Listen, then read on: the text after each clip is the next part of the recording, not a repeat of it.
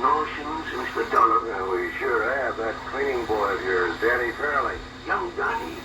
Anything like this? Young Danny. Oh, no, I can't believe it. And that ain't all he did. Oh, but he couldn't.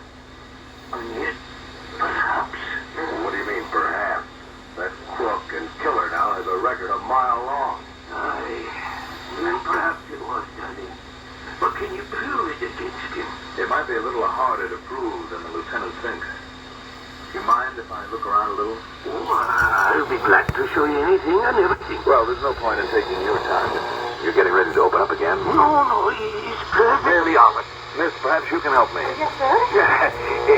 Miss Tavish, this is Mr. Johnny Dollar. How do you do, Mr. Dollar? You'll be kind enough to show him anything that he likes?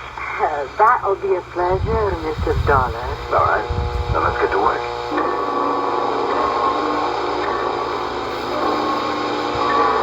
I was sure that Randy's men had done a good job, but I had to follow through on this idea that was bugging me. That meant looking for something.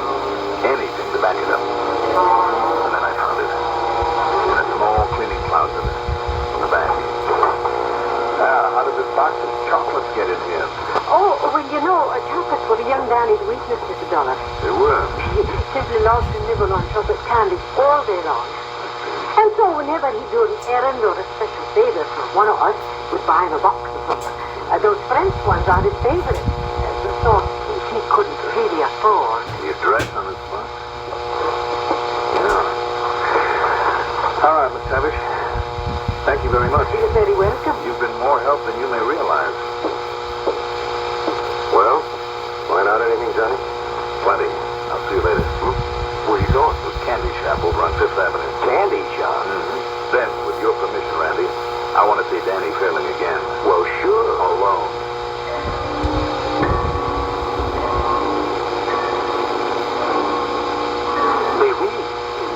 We did deliver a box of our Hinsley chocolates to that address this morning. Just chocolate. I remember it well, monsieur. Now tell me. Because the gentleman who made the purchase last evening took them with him, but then came back later and asked if we deliver them today. How much later? Oh, perhaps an hour. Plenty of time to open the box, take out some of the candy. Tell me this.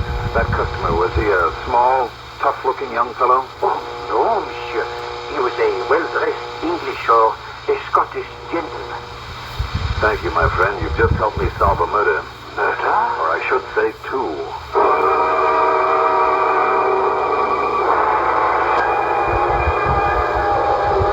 Okay, Danny. You can say you don't know all you like. But I'm convinced that McDilby himself killed McDuggan and pulled that robbery. Oh, you are, huh? Yes, I thought of that as a possibility the minute I learned the place hadn't been broken into, that it had to be somebody McDuggan knew and knew well and let in there. And just how are you going to prove that? I'm also sure that you were part of the plan. Nah, you're not. That instead of getting there late, you got to that shop early this morning. That you saw McDilby, saw what he did. Because you knew what he was up to, you were there to give yourself a handle for some blackmail if he didn't come through for you. Because he told you to stay away this morning, to stay at home. That would put you on the spot, Danny, wouldn't it? Because of your record, and immediately remove any suspicion from him. Am I right, Danny? All right. Don't say it, not yet, but that was the deal, wasn't it? Neither you nor anybody else has got a thing on me. I know. I know there's no direct evidence against you, Danny, any more than there is against McDilby. That's the reason he promised that if you play along with him, he'd not only give you a cut of the loop, but make sure that you had legal help that would keep you out of the pen. Isn't that what he promised you, Danny? Well, come on, you can't deny that, can you? Do you think for a minute he was going to keep any such promise? When you and ex-con made such an easy whipping boy when nobody cared what happened to you? No, Danny. McDilby had other plans for you so that you'd end up like McDuggan did on a slab. You haven't thought of that, have you? No. You're crazy, Johnny. You're crazy. Am I? Well, what about your wife, Danny? What do you mean about my wife, huh? What do you mean about her? What's a little family argument got to do with this? Maybe a lot. So what if maybe I did walk out in pearl for a couple of days? It isn't the first time I did that, but I was going back to her, like I always do. Because I love her, you see. So what about her, huh? Now why are you bringing her into this? You like chocolate, don't you, Danny? Yeah, sure. they do, so what? Especially the French, Captain. Okay, so what? And McDilby didn't know that you'd moved out on your wife. So why should he? Him or anybody else? So he thought that you would be there at the apartment this morning, didn't he? Yeah, maybe so. But so what? What's that got to do with pearls? Now look, start making sense, That's the reason he sent the box of chocolates there. Huh? The box, Danny. So that makes him a crook and me an accessory? Danny, the box had a bomb in it. What? A bomb? Yes. It killed her.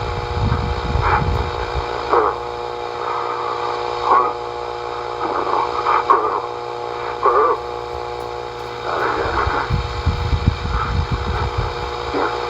You listen to me. If the law doesn't kill him for $1, I will.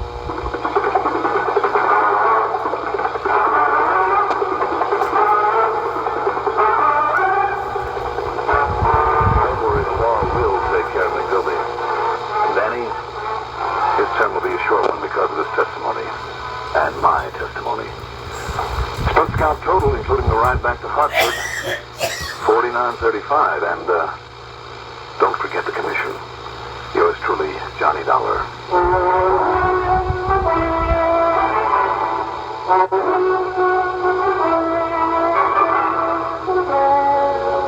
Now, here's our star to tell you about next week's story. Next week, high adventure in the colorful, romantic gold rush country can also be very deadly.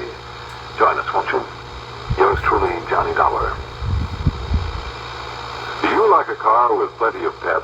A car with reserve power for safe passing? Most good drivers do. But they don't like to pay extra for premium gasoline. Listen, in 3 out of 5 cars, regular priced Sinclair Dyno gasoline matches performance of premium gasoline, saves you up to 4 cents a gallon.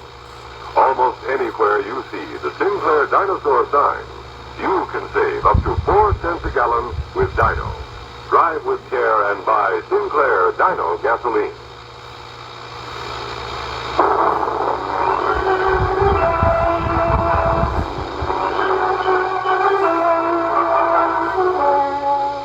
Yours truly, Johnny Dollar, is written by Jack Johnstone, produced and directed by Fred Hendrickson.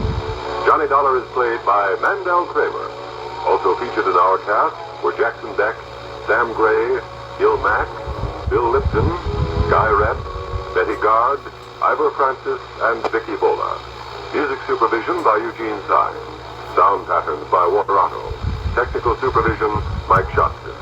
Be sure to join us next week, same time, same station, for another exciting story of yours truly, Johnny Dollar. Art Hannah speaking. Keep in instant touch with world events through this Net Alert station of the CBS Radio Network.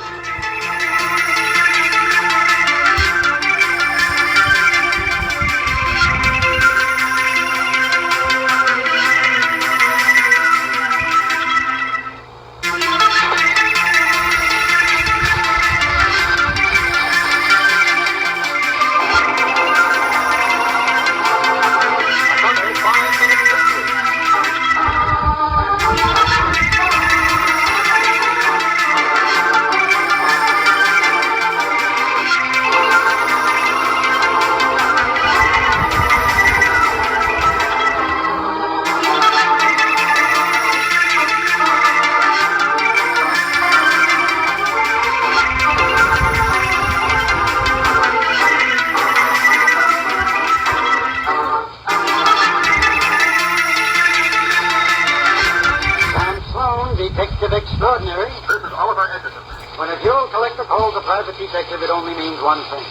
Am I right? If you're referring to robbery, yes, but it's more than that. Can you come over? I'll make it a large meeting. Open your door, client. I'll be there to greet you. I don't see the need of calling in a private detective, Mr. Edgerton. After all, I'm the investigator for the insurance company. That's the whole trouble, Maxwell. You've accused me of stealing my own diamond. Take it nice and slow, Mr. Edgerton.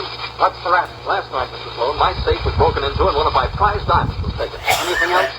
That's the strange thing. Only this one diamond was stolen. You must be dealing with a maniac. Maxwell here is the investigator for the insurance company. He claims he has proof that I stole my own diamond so I could collect the insurance. Well, I have. It's the most preposterous charge I've ever heard. Your company, Maxwell, is just trying to get out of paying me the insurance. What's this proof you claim to have, Maxwell? This morning, after Mr. Edgerton phoned my company to report the robbery, I was sent out to investigate. Never mind the embroidery. What are the facts? I went into the garden and found footprints clearly outlined in the mud. You recall it rained last night. Yeah, I remember. Go ahead. I took plaster casts of the prints. Here they are. Very pretty. What's the next exhibit? See here, Sloan, are you going to permit him to go on with this nonsense? I'm democratic. He's got a right to talk. While Mr. Edgerton was away this afternoon, I went to his bedroom and found this pair of shoes. You can see for yourself that they have mud all over the soles. Watch out, the mud's falling off. My biggest proof is this. The plaster cast I made in the garden this morning fit these shoes exactly. The prints in the garden lead directly to the library, where the tape is located. There's your proof, Sloan. Edgerton stole the diamond so he could collect the insurance money. What did you do before you became an investigator for this company? Happy Sunday.